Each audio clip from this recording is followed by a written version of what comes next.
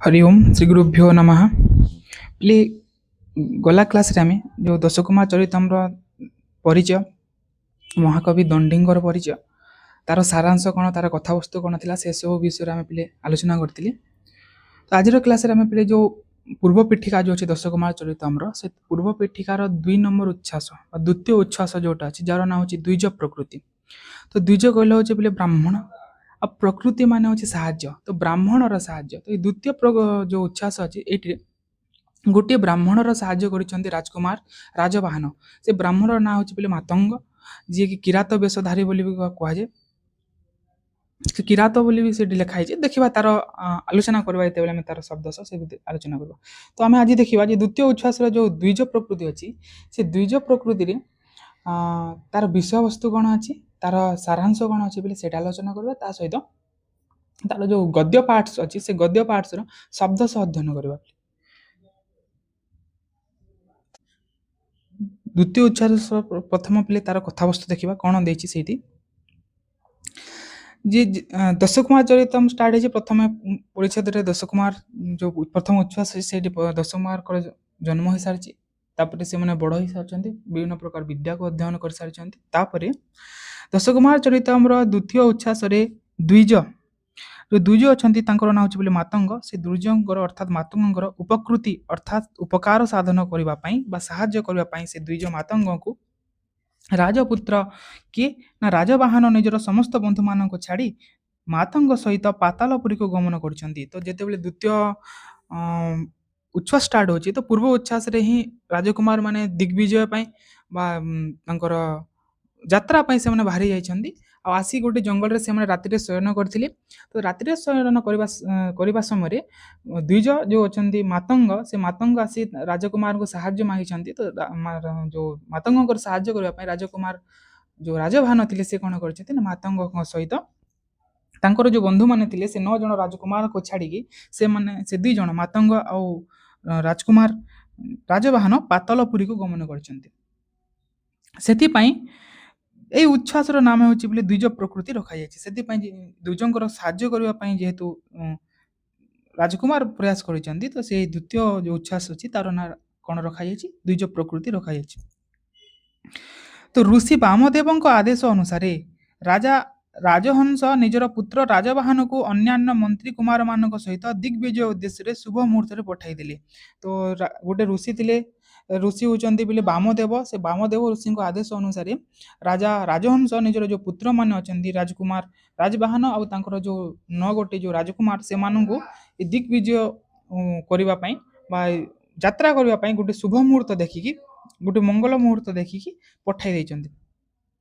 तो राजकुमार राजवाहन निजर बयः प्राप्त बंधु मानक सहित जाई विंध्यवन रे पहुंचिले। तापर से जाई की तांकर जो वयस्का तांकर जो सांग माने जो बंधु माने से राजकुमार माने थिले तांको सहित जाई की से गोटे जंगल रे पहुंची गले। से जंगल नाम अछि विंध्य पर्वत विंध्यवन बोली।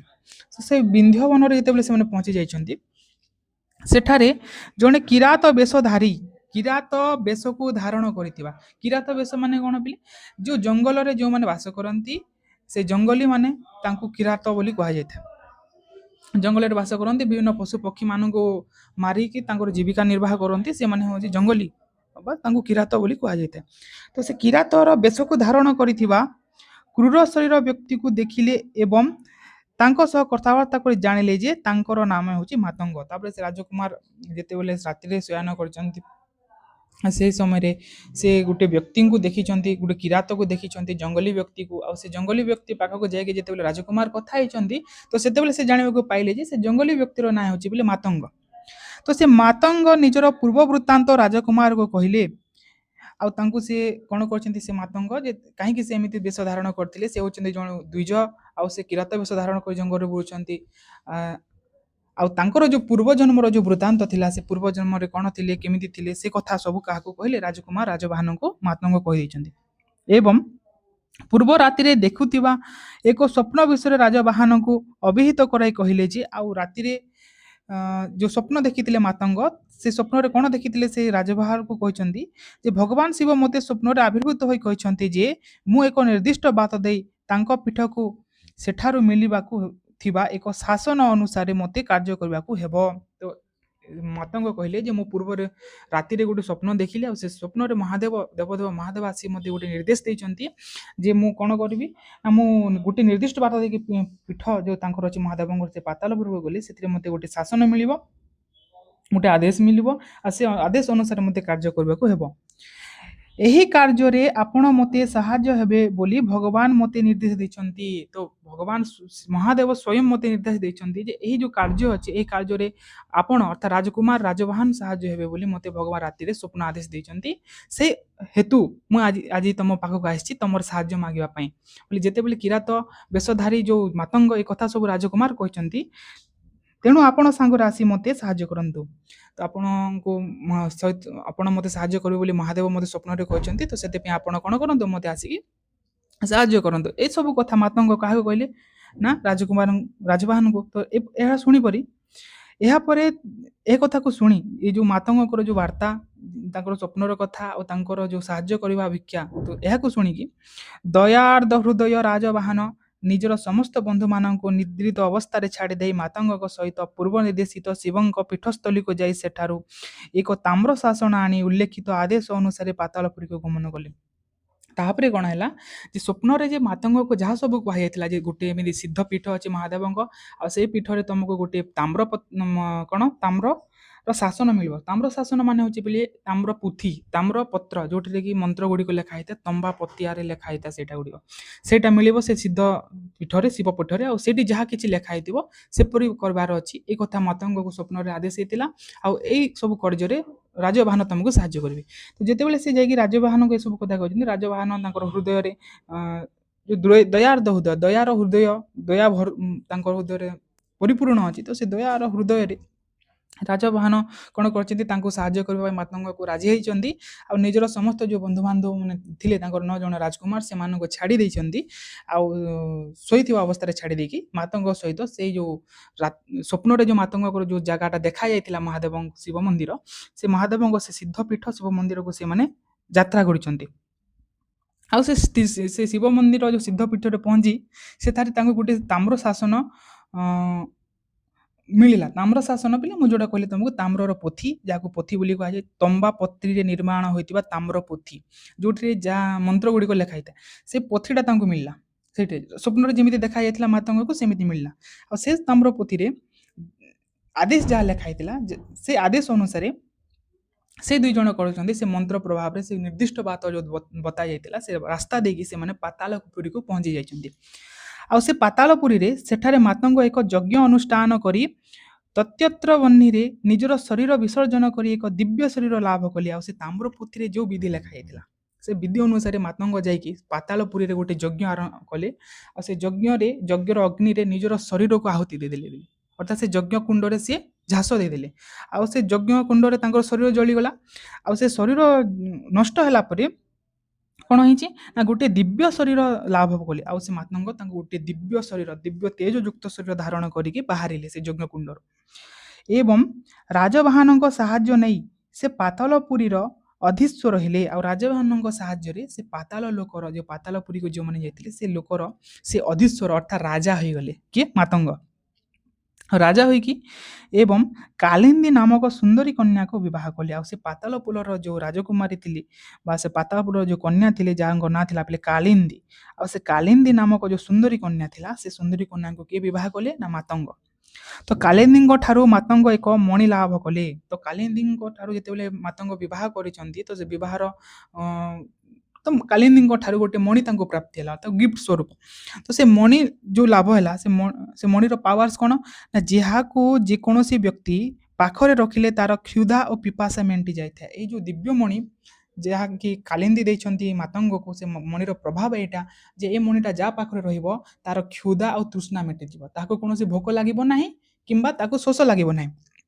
ତ ଏଇ କ୍ଷୁଧା ଆଉ ତୃଷ୍ଣାକୁ ମେଣ୍ଟାଉଥିବା ଯେଉଁ ମଣିଟା ପ୍ରାପ୍ତ ହେଲା ମାତଙ୍ଗକୁ, ସେହି ଚମତ୍କାରପୂର୍ଣ୍ଣ ମଣିଟିକୁ ମାତଙ୍ଗ ରାଜବାହନକୁ ଦେଇଦେଲେ। ଯେହେତୁ ରାଜବାହନ ତାଙ୍କୁ ଏସବୁ କାର୍ଯ୍ୟରେ ସାହାଯ୍ୟ କରିଥିଲେ, ତ ସେଥିପାଇଁ ମାତଙ୍ଗଟି ଖୁସି ହେଇକି ସେଇ ମଣିଟି, ଯେଉଁ ମଣି ପାଖରେ ଥିଲେ ତୃଷ୍ଣା ଆଉ କ୍ଷୁଧା, କିଛି ଭୋକ ଲାଗିବ ନାହିଁ କି ଶୋଷ ଲାଗିବ ନାହିଁ, ତ ସେଇ କ୍ଷୁଧା ଆଉ ତୃଷ୍ଣା ମେଣ୍ଟାଉଥିବା ସେ ମଣିକୁ ଯେଉଁ ରାଜକୁମାର ରାଜବାହନକୁ ମାତଙ୍ଗ ଦେଇଦେଲେ, ଅର୍ଥାତ୍ ଗିଫ୍ଟ ଦେଇଦେଲେ।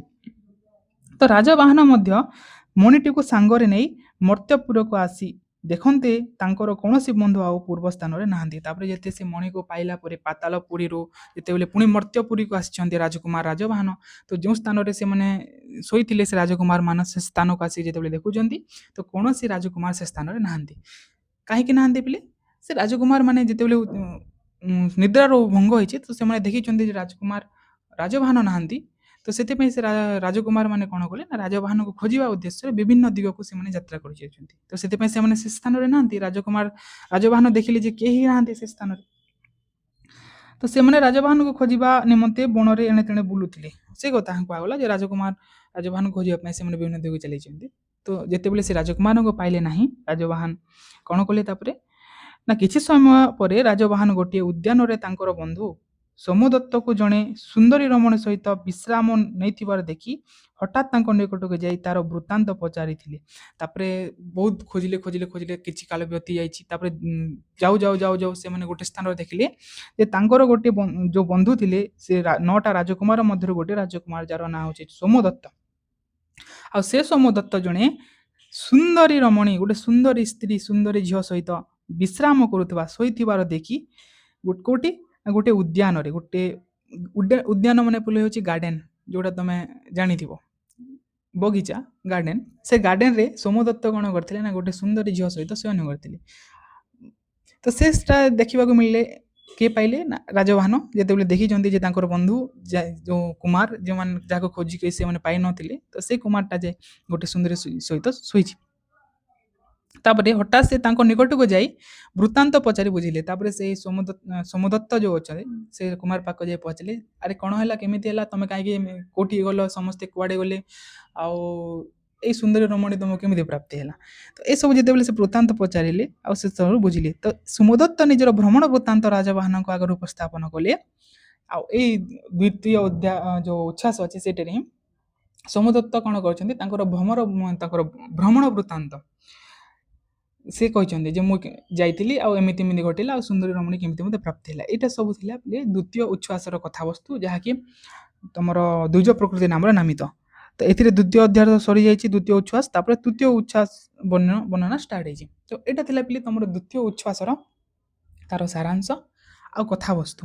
ତ ଏଇଟା ତାର ସାରାଂଶ ଥିଲା, କିନ୍ତୁ ଏସବୁ ଷ୍ଟୋରିକୁ ଆମକୁ ତାର ଗଦ୍ୟ ସହ ଶବ୍ଦ ସହ ଅଧ୍ୟୟନ କରିବାର ଅଛି, ଯୋଉଟାକୁ ଆମେ ଆରମ୍ଭ କରିବା ଏବେଠାରୁ। ତ ପିଲେ ଯେତେବେଳେ ଦଶକୁମାର ଚରଣ ଷ୍ଟାର୍ଟ ହେଉଛି ସେ ସମୟରେ ଗୋଟେ ମଙ୍ଗଳାଚରଣ କରାଯାଇଛି। ତ ଆମେ ଜାଣିଛେ ଯେ ପଢ଼ିଥିବେ ଯେ ମଙ୍ଗଳାଚରଣ କ'ଣ, ମଙ୍ଗଲମ୍ ଆଚରଣମ୍ ମଙ୍ଗଳାଚରଣମ୍। ତ ଯେକୌଣସି ଗ୍ରନ୍ଥର ଆରମ୍ଭ ସମୟରେ ଗ୍ରନ୍ଥର ନିର୍ବିଘ୍ନ ପରିସମାପ୍ତି କାମନା କରି ବିଭିନ୍ନ ଦେବାଦେବୀଙ୍କୁ ସ୍ତୁତି କରାଯାଇଥାଏ, ତାହାକୁ ମଙ୍ଗଳାଚରଣ ବୋଲି କୁହାଯାଏ। ମଙ୍ଗଳ ଆଦିନି ମଙ୍ଗଳ ମଧ୍ୟାନି ମଙ୍ଗଳ ଅନ୍ତାନି ଚ ପ୍ରଶସ୍ତି ବୋଲି ମହାଭାଷ୍ୟରେ ଲେଖା ହେଇଛି ସେଇଟା। ମଙ୍ଗଲମ୍ ଆଚରଣମ୍ ମଙ୍ଗଳାଚରଣମ୍। ତ ସେଥିପାଇଁ ସେ କାବ୍ୟ ପରମ୍ପରାକୁ ଆଶ୍ରୟ କରି ଆଧାର କରି ଅନୁସରଣ କରି ମହାକବି ଦଣ୍ଡୀ ମଧ୍ୟ କ'ଣ କରିଛନ୍ତି ନା ଯେତେବେଳେ ସେ ଗଦ୍ୟ କାବ୍ୟ ଦଶକୁମାର ଚରିତ ରଚନା କରିଛନ୍ତି ସେ ସମୟରେ ଷ୍ଟାର୍ଟିଂରେ ସେ ଗୋଟେ ମଙ୍ଗଳାଚରଣ କରିଛନ୍ତି।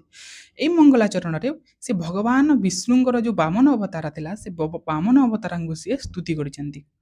ହେଲା କ'ଣ ନା ବ୍ରହ୍ମାଣ୍ଡ ଛତ୍ର ଦଣ୍ଡ, ଏଇଟା ଦଣ୍ଡୀ ହୋଇଯାଇଛି, ଏଇଟାକୁ ଦଣ୍ଡ କର। ବ୍ରହ୍ମାଣ୍ଡ ଛତ୍ର ଦଣ୍ଡ ଶ୍ରତଧୁତି ଭବନାମ୍ଭୋରୁହ ନାଳ ଦଣ୍ଡ କ୍ଷୋଣୀନୋ କୂପ ଦଣ୍ଡ କ୍ଷରଦମର ସରିତ୍ ପଟ୍ଟିକା କେତୁ ଦଣ୍ଡ योतिः चक्राख्य दण्डः त्रिभुवन विजय स्तंभो दण्ड्राङ्घ्रि दण्डः श्रेयस्ते विक्रमस्ते वितरतु विबुधा दोषिणां कालदण्डः। ଖାଲି ଦଣ୍ଡ ଶୁଭୁଥିବ ତମକୁ, ଏଇଟା ସେମିତି ଚମତ୍କାର ଶ୍ଲୋକ ସେ ଲେଖିଛନ୍ତି ନା। ତ ବ୍ରହ୍ମାଣ୍ଡ ଛତ୍ର ଦଣ୍ଡ ଶ୍ରତଧୁତି ଭବନାಂ ଭୋରୁହ ନାଳ ଦଣ୍ଡ କ୍ଷୋଣୀନୋ କୂପ ଦଣ୍ଡ କ୍ଷରଦମର ସରିତ୍ पट्टिका केतु दण्डः योतिः चक्राख्य दण्डः त्रिभुवन विजय स्तंभो दण्ड्राङ्घ्रि दण्डः श्रेयस्ते विक्रमस्ते वितरतु विबुधा दोषिणां कालदण्डः। ତ ଏଥିରେ ତାର ଭାବାର୍ଥ କ'ଣ ପିଲେ, ବ୍ରହ୍ମାଣ୍ଡ ତା ପୂର୍ବରୁ ଗୋଟେ ଯେତେବେଳେ ସେ ସ୍ତୁତି କରିଛନ୍ତି ବାମନକୁ, ବାମନ ଅବତାର କ'ଣ ହେଇଛି ପିଲେ, ଯେତେବେଳେ ଭଗବାନ ବିଷ୍ଣୁ ବାମନ ଅବତାର ଗ୍ରହଣ କରିଛନ୍ତି, କାହିଁକି ବଳିକୁ ତାର ସ୍ଥାନ ଦେବା ପାଇଁ ତାକୁ ବଳିକୁ। ତ ବଳି ଗୋଟେ ଏମିତି ରାଜା ଥିଲେ, ଅସୁରମାନଙ୍କ ରାଜା, ସେ ତ୍ରିପୁର ସମ୍ପୂର୍ଣ୍ଣ ଚତୁର୍ଦ୍ଦଶ ଭୁବନ ଆଉ 3ଟି ପୁରକୁ ସେ ବିଜୟ କରିସାରିଥିଲେ। ଆଉ ତାଙ୍କ ପାଖରେ ଯୋଉ ଶୁକ୍ରାଚାର୍ଯ୍ୟ ଗୁରୁ ଥିଲେ ତାଙ୍କର ଏତେ ପ୍ରଭାବ ଥିଲା ସେ ଯୁଦ୍ଧରେ ମରିଯାଇଥିବା ରାକ୍ଷସମାନଙ୍କୁ ମଧ୍ୟ ମୃତ ସଞ୍ଜୀବନୀ ବିଦ୍ୟାରେ ଜୀବିତ କରିଦେଉଥିଲେ। ସେ ସମୟରେ ବାଧ୍ୟ ହୋଇକି ଭଗବାନ ବିଷ୍ଣୁଙ୍କୁ ଗୋଟେ ଅବତାର ନେବାକୁ ପଡ଼ିଲା, ସେ ହେଉଛନ୍ତି ବାମନ ଅବତାର। ଆଉ ସେ ଯେତେବେଳେ ସେ ବାମନ ଅବତାର ନେଇକି ଆସିଛନ୍ତି ସେ ସମୟରେ ବଳି ସମସ୍ତ ପୁରକୁ ବିଜୟ କରିସାରିଲା ପରେ ଗୋଟେ ଯଜ୍ଞ କରୁଛନ୍ତି। ଆଉ ସେ ଯଜ୍ଞର ସ୍ୱରୂପ ସେ ବ୍ରାହ୍ମଣ ଆଦିମାନଙ୍କୁ ବିଭିନ୍ନ ପ୍ରକାର ଦାନ କରୁଛନ୍ତି। ତ ସେ ଆସିକି ପହଞ୍ଚିଗଲେ। ତ ଏ ପ୍ରସଙ୍ଗରେ ପିଲେ ଗୋଟେ ଶ୍ଲୋକ ମନେ ପଡ଼େ ମୋର, ସ୍ୱସ୍ତି ସ୍ୱାଗତମ୍ ଅର୍ଥିହମ୍ ସ୍ୱସ୍ତି ସ୍ୱାଗତମ୍ ଅର୍ଥିହମ୍ ବଦ ବିଭୋ କିಂ ଦିୟତାମ୍ मेदिनी का मात्रा मम विक्रमात्रय पदम दत्तम जलम दियताम मादेहि त्विषान बभ्रीत विष्णुरयम पात्रम किम अस्मात् परम। ସାର୍ କଥା ସାର୍ କ'ଣ କ'ଣ କହିଦେଲା ଶୁଣ, ତାର ଭାବାର୍ଥ କହିଦେଉଛି। ସ୍ୱସ୍ତି ସ୍ୱାଗତମ୍, ତ ଯେତେବେଳେ ସେ ଭଗବାନ ବାମନ ଅବତାରୀ ବଳିଙ୍କ ସମ୍ମୁଖକୁ ଯାଇଛନ୍ତି ସେ ଯଜ୍ଞ ସ୍ଥଳକୁ, ତ ସେ ସମୟରେ ସେ କହୁଛନ୍ତି ସ୍ୱସ୍ତି ସ୍ୱାଗତମ୍, ଆପଣଙ୍କର ସ୍ୱାଗତ ହେ ମହାନୁଭାବ, ଆପଣଙ୍କର ହେ ଦ୍ୱିଜ, ଆପଣଙ୍କୁ କ'ଣ ସ୍ୱାଗତ ଅଛି। ତ ସେ ସମୟରେ ବାମନ ଅବତାର କହୁଛନ୍ତି ଭଗବାନ ବାମନ ଅର୍ଥି ଅହମ୍, ମୁଁ ହେଉଛି ଅର୍ଥି, ମୁଁ କ'ଣ ଭିକ୍ଷା ମାଗିବା ପାଇଁ ଆସିଛି, ମୁଁ ଦାନ ଗ୍ରହଣ କରିବା ପାଇଁ ଆସିଛି। ବଦ ବିଭୋ, ତାପରେ ବଳି କହିଲେ ବଦ ବିଭୋ, ହେ ପ୍ରଭୁ କୁହ କ'ଣ ଦରକାର। କିମ୍ ଦିୟତାମ୍, ମୁଁ କ'ଣ ଆପଣଙ୍କୁ ଦେଇପାରିବି। ସେ ସମୟରେ ଭଗବାନ ବାମନ କହୁଛନ୍ତି ମେଦିନୀ, ମେଦିନୀ ଦିଅ। ମେଦିନୀ ମାନେ ହେଉଛି ପୃଥିବୀ, ପୃଥିବୀ ସମ୍ପୂର୍ଣ୍ଣ ପୃଥିବୀ ମାଗିନନ୍ତି, ମୋତେ ଜାଗା ଦରକାର।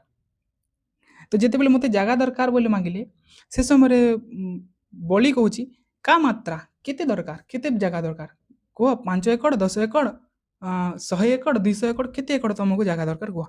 ତ ସେ ସମୟରେ ଭଗବାନ କହୁଛନ୍ତି ମମ ବିକ୍ରମତୟ ପଦମ୍, ମୋର ଯୋଉ ପାଦ ଅଛି ସେ ପାଦର 3 ପାଦ ମୋତେ ଭୂମି ଦରକାର। ତ ବଳି କହୁଛନ୍ତି ଦତ୍ତମ, ଦେଇଦେଲି, ନିଅ। ତ ଏମିତି ଚଳିବ ନାହିଁ। ତାପରେ ବାମନ ଭଗବାନ ବିଷ୍ଣୁ କହିଲେ ଜଲମ ଦିୟତାମ୍, ଜଳରେ ତମେ ସଂକଳ୍ପ କର, ଜଳ ଦିଅ, ଜଳ ଦେଇକି ମୋତେ ସଂକଳ୍ପ କର ଯେ ମୁଁ ତମକୁ 3 ପାଦ ଭୂମି ଦେଇଦେଲି ବୋଲି। ତାପରେ ସିଏ ଯେତେବେଳେ ଏ କଥା ଶୁଣିଛନ୍ତି ତ ତାଙ୍କ ପାଖରେ ଯୋଉ ଥିଲେ ତାଙ୍କର ଗୁରୁ, ସେ କହୁଛନ୍ତି ମା ଦେହି ତ୍ୱିଷାନ ବବ୍ରୀତ, ମା ଦେହି ଦିଅ ନାହିଁ, ଇତି ଉଷାନ ବବ୍ରୀତ, ଉଷାନ ମାନେ ହେଉଛନ୍ତି ବୋଲି ଶୁକ୍ରାଚାର୍ଯ୍ୟ, ଦିଅ ନାହିଁ ଏପରି କିଏ କହିଲେ, ଶୁକ୍ରାଚାର୍ଯ୍ୟ। ବିଷ୍ଣୁ ଅୟମ୍, ଇଏ ହେଉଛନ୍ତି ବିଷ୍ଣୁ, ତମେ ତାଙ୍କୁ ଜଳରେ ତମେ ସଂକଳ୍ପ କର ନାହିଁ, ଜଳରେ ତାଙ୍କୁ ଦାନ ଦିଅ ନାହିଁ, ଇଏ ହେଉଛନ୍ତି ବିଷ୍ଣୁ। ଯେତେବେଳେ ପରେ ଶୁକ୍ରାଚାର୍ଯ୍ୟ କହୁଛନ୍ତି, ବଳି କହିଲେ ପାତ୍ରମ୍ କିମ୍ अस्मात् परम्, ଏହାଙ୍କ ଠାରୁ ବଢ଼ିଆ ଆଉ ଯୋଗ୍ୟ ଉତ୍ତମ ପାତ୍ର କିଏ ହୋଇପାରିବେ। ଭଗବାନ ସ୍ୱୟଂ ବିଷ୍ଣୁ ଯଦି ମୋ ପାଖକୁ ଦାନ ମାଗିବାକୁ ଆସିଛନ୍ତି, ଏହାଙ୍କ ଠାରୁ ବଡ଼ ଆଉ ପାତ୍ର କିଏ ହୋଇପାରିବେ। ଏଇଟା ଥିଲା ଗୋଟେ ଏପରି ଗୋଟେ କୌଣସି ଗୋଟେ ସଂସ୍କୃତ କବି ବହୁତ ସୁନ୍ଦର ଭାବରେ ଏହାକୁ ବର୍ଣ୍ଣନା କରିଛନ୍ତି। ତ ସେ ପ୍ରସଙ୍ଗରେ ବୋଲେ ସେ କହୁଛନ୍ତି ବ୍ରହ୍ମାଣ୍ଡ ଛତ୍ରଦଣ୍ଡ, ଯେତେବେଳେ ଭଗବାନ ବାମନ ତାଙ୍କର ବିରାଟ ରୂପ ଧାରଣ କରିଛନ୍ତି ଆଉ ତାଙ୍କର 3ଟି ପାଦରେ, ଗୋଟେ ପାଦରେ ତାଙ୍କର ପୃଥିବୀକୁ ମାପି ନେଲେ, ଆଉ ଗୋଟେ ପାଦରେ ସମ୍ପୂର୍ଣ୍ଣ ଲୋକ, ତ ଆଉ ଗୋଟେ ପାଦ ଯେମିତି କୋଉଠି ରଖିବେ ବୋଲି କହିଛନ୍ତି। ତ ବଳି ତାଙ୍କ ମସ୍ତକ ଦେଇଛନ୍ତି। ତ ଏଇ ବିଷ୍ଣୁଙ୍କର ପାଦ ଯେତେବେଳେ ମାପୁଛି ତ ସେ ପାଦଙ୍କର ସ୍ତୁତି କରୁଛନ୍ତି କିଏ ନା ଆଚାର୍ଯ୍ୟ ଦଣ୍ଡୀ, ବ୍ରହ୍ମାଣ୍ଡ ଛତ୍ରଦଣ୍ଡ ସଦତି ଭବନାମ ଭୋରୁହ ନାଳ ଦଣ୍ଡ କ୍ଷୋଣିନୋ କୂପଦଣ୍ଡ କ୍ଷରଦମର ସରିତ ପଟ୍ଟିକା କେତୁ ଦଣ୍ଡ ଜ୍ୟୋତି ଚକ୍ରାକ୍ଷ ଦଣ୍ଡ ସ୍ତ୍ରିଭୁନ ବିଜୟ ସ୍ତମ୍ଭ ଦଣ୍ଡରାଙ୍ଘ୍ରି ଦଣ୍ଡ ଶ୍ରେୟସ୍ତେ ବିକ୍ରମସ୍ତେ ବିତରତୁ ବିବୁଧ ଦୋଷିଣା କାଳ ଦଣ୍ଡ। ତାର ଅର୍ଥ କ'ଣ ନା ବ୍ରହ୍ମାଣ୍ଡ ଛତ୍ରଦଣ୍ଡ, ଯଦି ଏ ଗୋଟେ ବ୍ରହ୍ମାଣ୍ଡ, ସେ ଭଗବାନ ବିଷ୍ଣୁଙ୍କର ଯୋଉ ପାଦ ବାମନ ଅବତାରୀ କେମିତି ନା ବ୍ରହ୍ମାଣ୍ଡ ଛତ୍ରଦଣ୍ଡ, ଏ ବ୍ରହ୍ମାଣ୍ଡ ରୂପକ ଛତାର, ଛତ୍ର ମାନେ ହେଉଛି ଛତା, ଅମ୍ରେଲା, ଏ ବ୍ରହ୍ମାଣ୍ଡକୁ ଯଦି ଆମେ ଗୋଟେ ଛତା, ଗୋଟେ ଅମ୍ରେଲା ବୋଲି ଭାବିବା, ସେ ବ୍ରହ୍ମାଣ୍ଡ ରୂପକ ଏଇ ଛତାର ସେ ଭଗବାନ ବିଷ୍ଣୁଙ୍କର ପାଦ ହେଉଛି କ'ଣ, ତାର ଦଣ୍ଡ, ତାର ନାଳ ଦଣ୍ଡ ଅଟେ। ଏଇ ବ୍ରହ୍ମାଣ୍ଡ ରୂପକ ଛତାର ଆମେ ଯୋଉ ଛତାକୁ ଧରି ଯୋଉ ଦଣ୍ଡରେ ଧରାଯାଏ ସେ ଦଣ୍ଡ ଅଟେ ଭଗବାନ ବିଷ୍ଣୁଙ୍କର ପାଦ। ସେମିତି ଶତଧୃତି ଭବନାମ ଭୋରୁହ ନାଳ ଦଣ୍ଡ, ତାହେଲେ ଶତଧୃତି ମାନେ କିଏ ପିଲେ, ଶତଧୃତି ହେଉଛନ୍ତି ବ୍ରହ୍ମା, ବ୍ରହ୍ମାଙ୍କର ତସ୍ୟ ଭବନସ୍ୟ, ଅର୍ଥାତ୍ ବ୍ରହ୍ମାଙ୍କର ଉତ୍ପତ୍ତି ସ୍ଥଳସ୍ୟ, ଉତ୍ପତ୍ତି ହୋଇଥିବା, ତ ଭଗବାନ କୋଉଠି ଉତ୍ପତ୍ତି ହେଇଛନ୍ତି, ଅମ୍ଭୋରୁହ, ଅମ୍ଭୋରୁହ ମାନେ ହେଉଛି ପିଲେ ପଦ୍ମ, ଅମ୍ଭୋରୁହ ସେ ପଦ୍ମର ନାଳ ଦଣ୍ଡ, ଭଗବାନ ବ୍ରହ୍ମା ଯୋଉ ପଦ୍ମର ଉତ୍ପତ୍ତି ହୋଇଥିଲେ, ସେ ବ୍ରହ୍ମା ଉତ୍ପତ୍ତି ହୋଇଥିବା ପଦ୍ମର ନାଳ ଦଣ୍ଡ ସଦୃଶ ସେ ଭଗବାନ ବିଷ୍ଣୁ ବାମନଙ୍କର ପାଦ। ଆଉ କ୍ଷୋଣିନୋ କୂପଦଣ୍ଡ, କ୍ଷୋଣି କହିଲେ ପିଲେ ହେଉଛି କ୍ଷିତି, କ୍ଷିତି ମାନେ ହେଉଛି ପୃଥିବୀ, କ୍ଷୋଣି ମାନେ ହେଉଛି ପୃଥିବୀ, ପୃଥ୍ୱୀ ରୂପକ ନୌ ନୌ ମାନେ ହେଉଛି ନୌକା, ପୃଥ୍ୱୀ ରୂପକ ନୌକାର କୂପଦଣ୍ଡ ଅଟେ। କୂପଦଣ୍ଡ ତ ସେ ଭଗବାନ ବିଷ୍ଣୁଙ୍କର ସେ ବାମନଙ୍କର ପାଦ କିପରି ନା ପୃଥିବୀ ରୂପକ ନୌକାର ନାଳ ପୃଥିବୀ ରୂପକ ନୌକାର କୂପଦଣ୍ଡ ଅଟେ।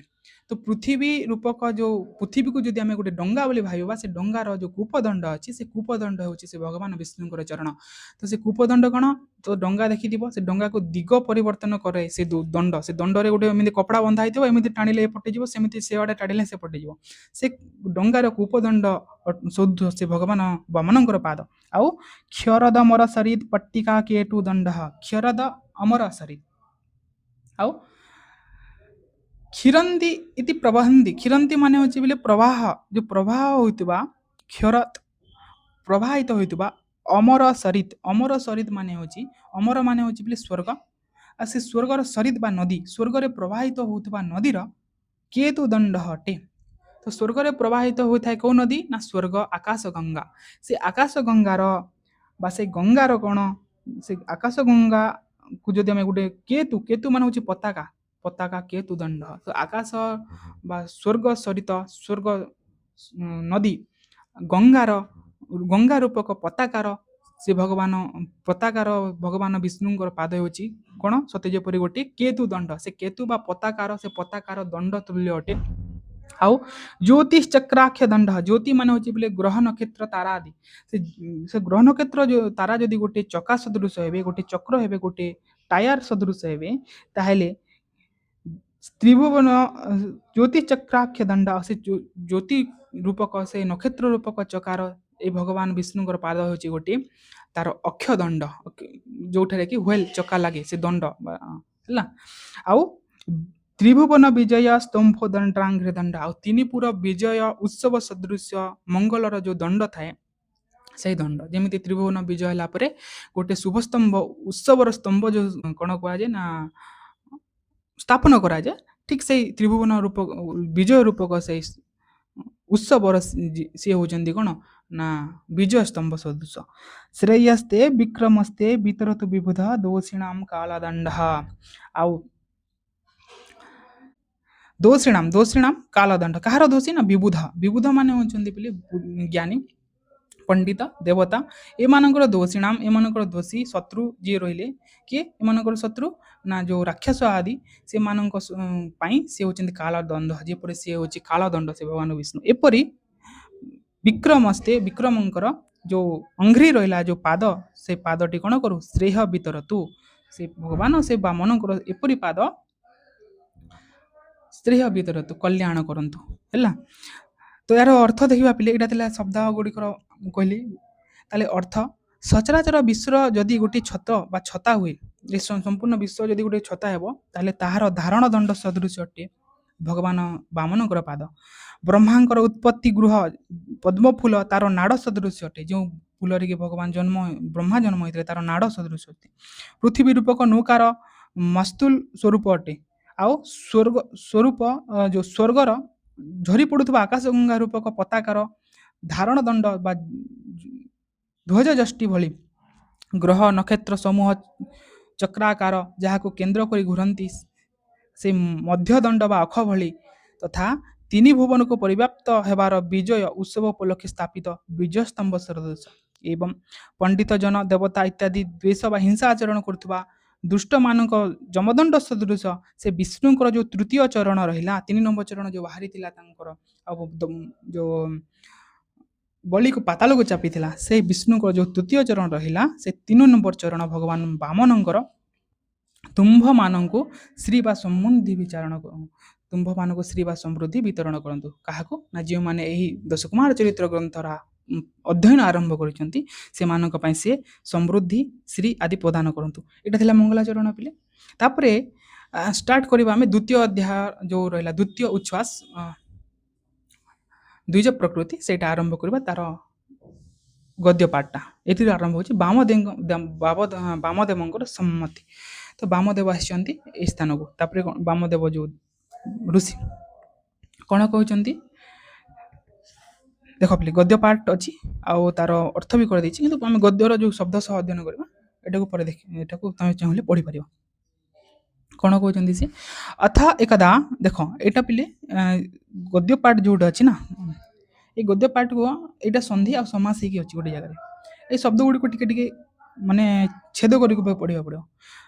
अथ एकदा वामदेवः सकलकलाकुशलेन कुसुमसायकसङ्गीतसौन्दर्येण कल्पितसौन्दर्येण साहसाप सहसापहसितकुमारेण कुसुमारेण जयध्वजा जयध्वजातपा कुलिसाङ्कितकरेण कुमारनिकरेण परिवेष्टितं राजनं आनतशिरसं समभिगम्य तेन तां कृताम् अङ्गीकृत्य निजचरणकमलयुगलमीलन मधुकरायमाणः काकपक्षं विदलिस्यमाणविपर्ययं कुमारचयं गाढम् आलिङ्ग्य मितसत्यवाक्येन विहितासिः अभ्यभासिता। देख केमिति क्लिष्ट क्लिष्ट लाଗୁଥିବା ଶବ୍ଦ ଗୁଡ଼ିକ। अथैकदा अथ एकदा, अथ माने ଏହା ପରେ ପଶ୍ଚାତ, ଏହା ପରେ କ'ଣ ହେଇଛି? ଏକଦା, ଏକଦା ମାନେ ପିଲେ କସ୍ମିନ୍ ଦିବସେ ଥରେ କିଏ ନା ବାମଦେବ। ବାମଦେବ ଗୋଟେ ମୁନି ପିଲେ, ସେ ତାଙ୍କର ନାଁ ହେଉଛି ବାମଦେବ। କ'ଣ କରିଛନ୍ତି ନା ସକଳ କଳା କୁଶଳେନ, ସକଳ କଳା କୁଶଳେନ, ସକଳ କଳା ମାନେ ହେଉଛି ବୋଲେ ସମସ୍ତ କଳାରେ କୁଶଳ ଥିବା, କୁଶଳେନ ମାନେ ନିପୁଣ, ସମସ୍ତ କଳାରେ ନିପୁଣ ଥିବା କିଏ ନା କୁସୁମ ସାୟକ ସଂଶୟତ ସୌନ୍ଦର୍ଯ୍ୟେଣ, କୁସୁମ ସାୟକ, କୁସୁମ ସାୟକ କୁହାଯାଏ ବୋଲେ କୁସୁମ ହେଉଛି ମାନେ ଫୁଲ, ସାୟକ ମାନେ ହେଉଛି ବାଣ।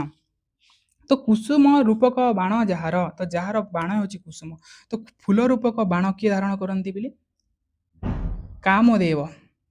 କୁସୁମରୁ ବାଣ କାହାକୁ କୁହାଯାଏ? କୁସୁମ ସାୟକ କୁହାଯାଏ କାମଦେବଙ୍କୁ। ତ କାମଦେବଙ୍କର ବୋଲେ 5ଟି ବାଣ। ରୋଗୀ ଏକମ୍ ଭୋଗୀ ଦ୍ୱୟମ୍ ଚ ନାଗରେ ଋତୁବର୍ଦ୍ଧକେ ବିଦ୍ୟାର୍ଥୀ ଚତୁର୍ବାଣ ଯୋଗୀ ପଞ୍ଚ ବାଣମ୍ ସୁତମ୍। ହେଲା, ଏବେ ଗୋଟେ ଶ୍ଲୋକ ଅଛି, କୁମାର ସାୟକମ୍ ସେ, ଅର୍ଥାତ୍ ସେ କାମଦେବଙ୍କର ସୌନ୍ଦର୍ଯ୍ୟେଣ, ଶିବଙ୍କର ସୌନ୍ଦର୍ଯ୍ୟ ବା କାମଦେବଙ୍କ ଭ୍ରାନ୍ତିକୁ ଉତ୍ପନ୍ନ କରୁଥିବା କଳ୍ପିତ ସୌନ୍ଦର୍ଯ୍ୟେଣ, ଆଉ ତାଙ୍କର ଯେଉଁ ସୌନ୍ଦର୍ଯ୍ୟଣ, ସୌନ୍ଦର୍ଯ୍ୟ ମାନେ ହେଉଛି ପିଲେ ତାଙ୍କର ଯେ ଉଦରରୁ ଯିଏ ସାଙ୍ଗରେ ଜନ୍ମ ହୁଅନ୍ତି, ଅର୍ଥାତ୍ ତାଙ୍କର ଭାଇ ତୁଲ୍ୟ, ଭାଇଙ୍କୁ ସୌନ୍ଦର୍ଯ୍ୟ ବୋଲି କୁହାଯାଏ। ତ ସେ କଳ୍ପିତ ସୌନ୍ଦର୍ଯ୍ୟଣ, କଳ୍ପିତମ୍ ସଂସ୍ଥାପିତମ୍ ସୌନ୍ଦର୍ଯ୍ୟ, ଅର୍ଥାତ୍ ଭାତୃଗଣ ଯେଉଁ ଅଛନ୍ତି, ସେ ସୋଦର ଭାତୃଗଣ ମାନଙ୍କ ବା ବନ୍ଧୁତ୍ୱ ସ୍ଥାପନାକାରୀ କି ସହସାପହସିତ କୁସୁମ ସୁକୁମାରେଣ, ସହସା ଉପହସିତ ସୁକୁମାରେଣ, ଅର୍ଥ କ'ଣ ପିଲେ ଦୁର୍ଦମ୍ୟ ସାହସ ଦ୍ୱାରା କୁମାର କାର୍ତ୍ତିକେୟଙ୍କୁ ଉପହାସ କରୁଥିବା, ତାଙ୍କର ଯେଉଁ ସାହସ ଯେଉଁ ଦୁଃସାହସ ଅଛି, ସେ ସାହସ ଦ୍ୱାରା ସେ କୁମାର କାର୍ତ୍ତିକଙ୍କୁ ମଧ୍ୟ ଉପହାସ କରୁଥିବା କିଏ ନା ସୁକୁମାରେଣ, ସେ ସୁକୁମାର ମାନଙ୍କ ବା ସୁକୁମଳ, ସେ ସୁକୁମଳ ରାଜକୁମାର ମାନଙ୍କର ଜୟଧ୍ୱଜାତପ ବାଣ କୁଲିସ ଗୀତକରେଣ। ତ କେମିତି ନା ବିଜୟ ଧ୍ୱଜ ଛତ୍ର, କୁଲିସ ମାନେ ହେଉଛି ବୋଲି ବଜ୍ର ଆଦି ଅଙ୍କିତ ହୋଇଥିବା, ଅର୍ଥାତ୍ ଚିହ୍ନିତ ହୋଇଥିବା କୁମାର ନିକରେଣ, କୁମାର ମାନେ ହେଉଛି କୁମାର, ଆଉ ନିକରଣର ଅର୍ଥ ହେଉଛି ବୋଲି ମଣ୍ଡଳ ବା ସମୂହ। ତ କୁମାର ସମୂହ ମାନଙ୍କର ଦ୍ୱାରା ପରିବେଷ୍ଟିତ ହୋଇଥିବା କିଏ ପରିବେଷ୍ଟିତ ହୋଇଛନ୍ତି? ରାଜାନମ୍ କିଏ ନା ରାଜା ହେଉଛନ୍ତି ରାଜହଂସ। ସେପରି କୁମାର ମାନଙ୍କ ଦ୍ୱାରା ପରିବେଷ୍ଟିତ ହୋଇଥିବା ରାଜହଂସ ଆନନ୍ଦ ଶିରସମ୍, ଅର୍ଥାତ୍ ଅବନତ ଶିରସ ମାନେ ହେଉଛି ବୋଲି ମୁଣ୍ଡ, ସେ ମୁଣ୍ଡକୁ ଅବନତ କରି ନୁଆଇଥିବା ସମାଭିଗମ୍ୟ, ପାଖକୁ ଆସିଥିବା, ଅଭିଗମ୍ୟ ବା ସମୀପମ୍ ଗତ୍ୱା, ପାଖକୁ ଆସିଥିବା ତେନ ସେହି ରାଜହଂସ ଦ୍ୱାରା ତାମ୍ କୃତାମ୍, ତାଙ୍କର ପୂଜା ଅବର୍ଥନାଙ୍କୁ। ତ ଏପରି ରାଜା କ'ଣ କରୁଛନ୍ତି? ସେ ବାମଦେବଙ୍କୁ ପୂଜା ଅର୍ଚ୍ଚନା କରୁଛନ୍ତି। ତ ସେ ପୂଜା ଅର୍ଚ୍ଚନା କରୁଥିବା ସେଇ ରାଜା ପରିଚର୍ଯ୍ୟା ମଙ୍ଗୀକୃତ୍ୟ ନିଜ ଚରଣ କମଳ ଯୁଗଳ ମଲିନ ମନ୍ଧ ମଧୁକରାୟ ମାଣ କାକପକ୍ଷ। ତାପରେ ଏପରି ସେଇ ବାମଦେବଙ୍କୁ ପୂଜା ଅଭ୍ୟର୍ଥନା କରୁଥିବା ସେଇ ରାଜହଂସ ସମଭିଗମ୍ୟ ତେନ अंगीकृत्य स्वीकार करी निज चरण कमल जुगल मलिन मधुकर यमाण काकपक्षम निज चरण जुगल मलिन मधुकरायमाणम काकपक्षम अर्थात से मुनि जो वामदेवଙ୍କ चरण कमलରେ ଯେତେବେଳେ ସେ ପ୍ରଣାମ କରୁଛନ୍ତି ରାଜହଂସ ସେ ସମୟରେ କ'ଣ ହେଇଛି ନା ରାଜାଙ୍କର କେଶ ରାଶି ମଧୁକରା ମଧୁକର ମାନେ ହେଉଛି ବୋଲେ ଯେ ଭ୍ରମର ମଧୁ ନାଇଁ କି ସେ ମଧୁକର ବା ଭ୍ରମର ପଙ୍କ୍ତିର ଭ୍ରାନ୍ତିକୁ ସେ ସୃଷ୍ଟି କରିଥିବା ଅର୍ଥାତ୍ ଯେ ରାଜା ଯେଉଁ କେଶ ଅଛି ରାଜାଙ୍କର ସେ ବିମଳ କେଶ ସେଇଟା କ'ଣ ନା କୁଞ୍ଚୁ କୁଞ୍ଚିଆ ଥିଲା ଯାହାକି ଭ୍ରମର ପଙ୍କ୍ତିର ଗୋଟିଏ କ'ଣ ସୃଷ୍ଟି କରୁଥିଲା ଭ୍ରମ ସୃଷ୍ଟି କରୁଥିଲା ସେପରି କେଶ ରାଶି ଥିବା ସେ ରାଜା ବିଦଳିଷ୍ୟମାଣ ବିପର୍ଯ୍ୟୟମ୍ ବିଦଳିଷ୍ୟମାଣ ଅର୍ଥାତ୍ ବିଦାରଣ କରୁଥିବା ଜୟ କରୁଥିବା ବିଦଳିତ କରୁଥିବା କ'ଣ ବିପର୍ଯ୍ୟୟର ଅର୍ଥ ହେଉଛି ବୋଲି ଶତ୍ରୁ ତ ତାର ଅର୍ଥ ହେଉଛି ବୋଲି ଶତ୍ରୁମାନଙ୍କୁ ଜୟ କରୁଥିବା ପରାଜିତ କରୁଥିବା କୁମାରଚୟମ୍ କିଏ ମାନେ କୁମାରଚୟମ୍ ସେ କୁମାରଚୟମ୍ ଅର୍ଥାତ୍ କୁମାର ସମୂହ ଗାଢ଼ ମାନେ ଗାଢ଼ ଭାବରେ ଘନିଷ୍ଠ ଭାବରେ ଆଲିଙ୍ଗନ କରି ମିତ ସତ୍ୟ ବାକ୍ୟେନ ଅର୍ଥାତ୍ ମିତ ମାନେ ମଧୁର ସ୍ମିତ ବାକ୍ୟ ବା ସତ୍ୟ ବାକ୍ୟ ଦ୍ୱାରା ଯାହାକୁ ଆମେ ଆଶୀର୍ବାଦ କହିପାରିବା ଆଶୀର୍ବାଦ ଦ୍ୱାରା ବିହିତାର୍ସି ଅଭ୍ୟଭାସିତ ଅର୍ଥାତ୍ ଆଶୀର୍ବାଦ ଦେଇ କହିବାକୁ ଲାଗିଲେ କି ବାମଦେବ ତ କ'ଣ କହୁଛନ୍ତି ବାମଦେବ ଏଠି ସାରାଂଶ ଏତେ ହିଁ ଅଛି ଦେଖ ଆମ ଶବ୍ଦର ଅର୍ଥ ଦେଖିଲେ ତ ତାହେଲେ ତାର ଭାବାର୍ଥ କ'ଣ ଅଛି ଯେ ଥରେ ଏକଦା ମୁନି ବାମଦେବ କ'ଣ କରିଛନ୍ତି ମହାରାଜା ରାଜହଂସ ନିକଟକୁ ଯାଇଛନ୍ତି ରାଜହଂସ ଗଲେ ଆଉ ସେଇ ସମୟରେ ମହାରାଜା ରାଜହଂସ ସମସ୍ତ କଳାରେ କୁଶଳ ଥିଲେ ଆଉ ନିଜର ସୌନ୍ଦର୍ଯ୍ୟ ଦ୍ୱାରା ସତେ ଯେପରି କାମଦେବଙ୍କର ଭ୍ରାନ୍ତି ଉତ୍ପନ୍ନ କରୁଥିଲେ କି ରାଜହଂସ ସୋଦର ଭାତୃ ସଦୃଶ୍ୟ ବନ୍ଧୁତ୍ୱ ଥିଲା ସାହସ ଦ୍ୱାରା ସ୍ୱାମୀ କାର୍ତ୍ତିକଙ୍କୁ ଉପହାସ କରୁଥିଲେ କୁମାର ହାତରେ ବିଜୟ ଧ୍ୱଜା ଛତ୍ର ଏବଂ ବଜ୍ର ଚିହ୍ନ କୁମାର ମାନଙ୍କ ଦ୍ୱାରା ଚତୁର୍ଦିଗରୁ ଏପରି ହୋଇଥାଏ ତଥା ଯେ କୁମାରମାନଙ୍କର ହାତରେ ଯେଉଁ ବିଜୟ ଧ୍ୱଜା ଛତ୍ର ଏବଂ ବିଜୟ ଚିହ୍ନ ଯୁକ୍ତ କୁମାରମାନଙ୍କ କ'ଣ ଚତୁର୍ଦିଗରେ ଏପରି ବିଜୟ ହୋଇଥାଏ ତଥା ନତମସ୍ତକ ହୋଇ ରହିଥିବା ଭଳି ଜଣାପଡ଼ୁଥିଲା ତୁମ ମୁନି ବାମଦେବ ତାଙ୍କ ଦ୍ୱାରା ପ୍ରାର୍ଥନା ଅଭ୍ୟର୍ଥନା ସ୍ୱୀକାର କରିସାରିବା ପରେ ରାଜା ପ୍ରଣାମ କରିବା ପାଇଁ ଚରଣ କମଳରେ ଅବନୀତ ହେବା ସମୟରେ ଯେତେବେଳେ ସେ ପ୍ରଣାମ କରିବ ଯେତେବେଳେ ସେ ବାମଦେବ ଆସିଛନ୍ତି ତାଙ୍କୁ ପ୍ରଣାମ କରିବା ପାଇଁ ଯେତେବେଳେ ତାଙ୍କର ଶିରକୁ ଅବନତ କରିଛନ୍ତି ସେ ରାଜହଂସ ସେ ସମୟରେ ତାଙ୍କର ରାଜାଙ୍କର ଯେଉଁ କାକପକ୍ଷ ମାନେ ହେଉଛି କେଶ ଗୁଡ଼ିକ ବୋଲି ସେ କେଶ ଗୁଡ଼ିକ ମଧୁର ଭ୍ରମର ମଧୁକର ବା ଭ୍ରମର ଯେଉଁ ସଦୃଶ ଲାଗୁଥିଲା ବା ଭ୍ରମ ସୃଷ୍ଟି କରୁଥିଲା ଆଉ ଭବିଷ୍ୟତରେ ଶତ୍ରୁମାନଙ୍କୁ ଦମନ କରିବାର ସମର୍ଥ ଯୁକ୍ତ ଏହି କୁମାରମାନଙ୍କୁ ଆଲିଙ୍ଗନ କରି ଅପରିମିତ ତଥା ଯଥାର୍ଥ ଆଶୀର୍ବାଦ ଦେଇ କହିବାକୁ ଲାଗିଲେ ତାପରେ ସେ ଯେଉଁ ବାମଦେବ ଥିଲେ ସେ କୁମାରମାନଙ୍କୁ ଆଲିଙ୍ଗନ କରି ତାଙ୍କୁ କ'ଣ କରିଛନ୍ତି ନା ଅପରିମିତ ଆଉ ଯଥାର୍ଥ ଆଶୀର୍ବାଦ ଦେବା ପାଇଁ ସେ ଆଶୀର୍ବାଦ ଦେଇକି ସେ କହିବା ଆରମ୍ଭ କରିଦେଇଛନ୍ତି ବାମଦେବ ସେ କୁମାରମାନଙ୍କୁ କ'ଣ କହିଛନ୍ତି ନା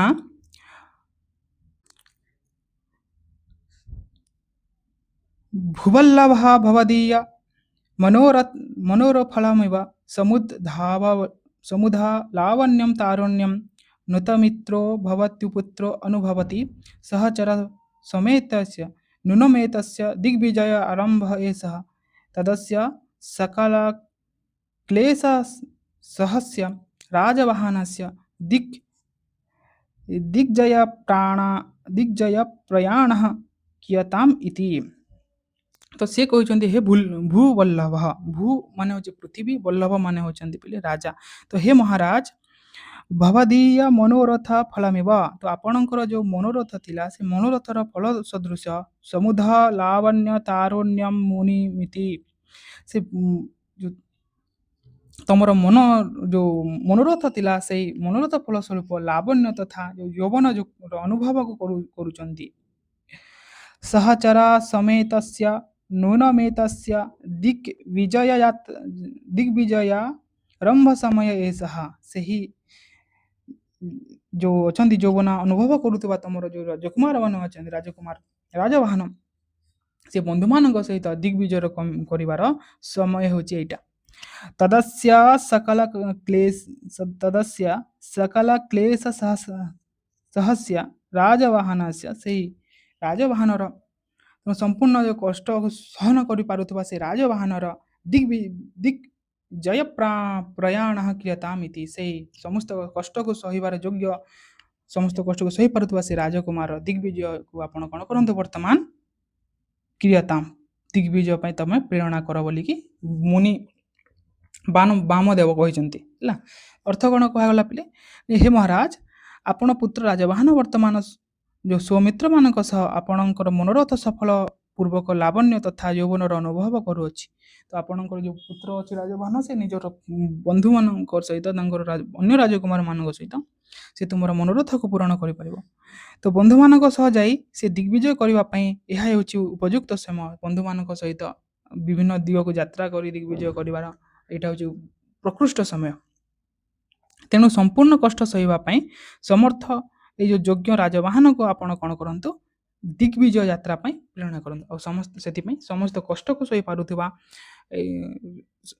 ଶୌର୍ଯ୍ୟ ବୀର ଗୁଣାଦିରେ ପରିପୂର୍ଣ୍ଣ ଥିବା ଏହି ରାଜକୁମାର ରାଜବାହନକୁ ବର୍ତ୍ତମାନ ଆପଣ ତାଙ୍କ ବନ୍ଧୁମାନଙ୍କ ସହିତ ଦିଗ୍ବିଜୟ କରିବା ପାଇଁ ପ୍ରେରଣା କରନ୍ତୁ ବୋଲିକରି କିଏ କହିଛନ୍ତି ଯେଉଁ ବାମଦେବ ରାଜାଙ୍କୁ ଆଦେଶ ଦେଇଛନ୍ତି। ହେଲେ ଏଇଟା ଆମେ ପ୍ରଥମେ ଦେଖିଲେ ହେଉଛି ବାମଦେବଙ୍କର ସମ୍ମତି ଏଇଠି ସରିଛି। ତାପରେ କୁମାରମାନଙ୍କର ଯାତ୍ରା ଇତ୍ୟାଦି ଅଛି ବୋଲି ଆମେ ନେକ୍ସଟ କ୍ଲାସ୍ରେ କୁମାର ଦିଗ୍ବିଜୟ ଯାତ୍ରା ଇତ୍ୟାଦି ଆଲୋଚନା କରିବା। ଆଜି ପାଇଁ ଏତିକି ପିଲେ, ଆଉ ଯଦି କିଛି ଡାଉଟ୍ ଥାଏ ତାହେଲେ ପଚାରି ପାରିବ ହେଲା। ସର୍ବେ ଭବନ୍ତୁ ସୁଖିନଃ, ଜୟ ଜଗନ୍ନାଥ।